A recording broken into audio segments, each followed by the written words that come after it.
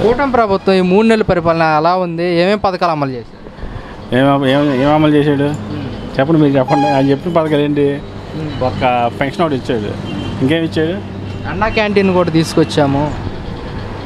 అది ఎక్కడెక్కడో పెట్టారు కానీ అన్న క్యాంటీన్ పెట్టినా కానీ అది అనవసరం. అది అన్న క్యాంటీన్లో ఉపయోగం లేదన్న. తాగుబోతులు తినేసేసి అక్కడ తాగేసి అక్కడే పోకుంటారు, ఇంకా ఉపయోగం లేదు దానివల్ల.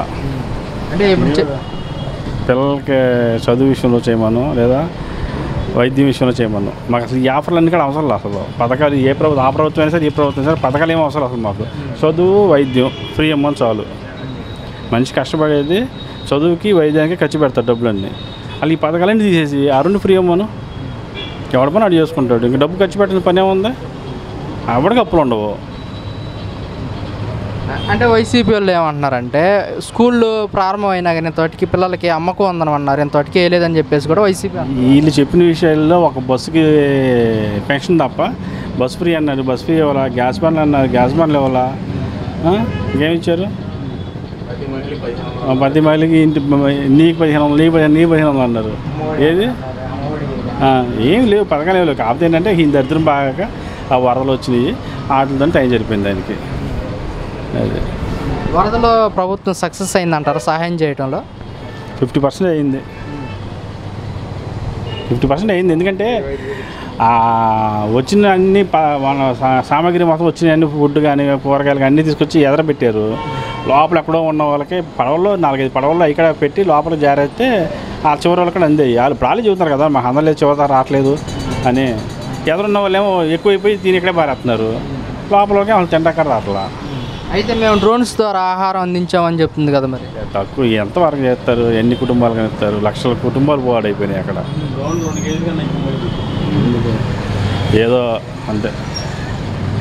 అయితే ప్రభుత్వం మొత్తం నీట మునిగిన దానికి 25,000 రూపాయల సహాయం అందిస్తుంది. దీన్ని ఏ విధంగా చూడొచ్చు? కన్నీళ్ళు చూడవచ్చు. ఇక ఆ ఇల్లు సింగనర్లో మా అత్తయ్యలో ఉంది ఇల్లు. ట్యాంకర్ పెట్టుకుంటే కనీసం 4-5 ట్యాంకర్ కావాలంట. ఒక ట్యాంకర్తో ఒకసారి అవ్వట్లేదంట, జిట్టు పోవట్లేదంట. ఆ పోయిన సర్టిఫికేట్లు కానీ తడిసిపోయినాయి కానీ తింటాక లేక ఉండలేక రోగాలతో ఎంత బాధపడుతున్నారు వాళ్ళు.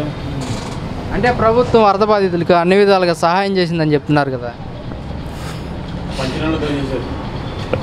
నేను చెబుతాను అందులో, చెప్పడానికి ఏముంది?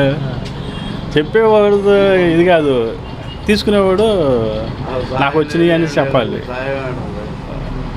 కాదన్న, చంద్రబాబు నాయుడు గారు కూడా నిన్న అసెంబ్లీలో నాకు ఈ పథకాలు చూస్తుంటే భయం అవుతుంది, రాష్ట్ర ప్రజలందరూ కూడా అర్థం చేసుకోవాలంటున్నారు.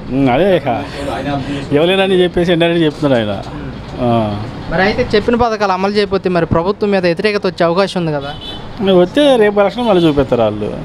ఇప్పుడు ఎవరికి వ్యతిరేకం వచ్చినా, ఇప్పుడు ఒకసారి ఓటేసాము ఏం చేస్తాం? ఇప్పుడు ఏం చేయలేము. ఇంకా మళ్ళీ ఎలక్షన్ వచ్చేదాకా ఓపి పెట్టి చూస్తూ ఉంటామే.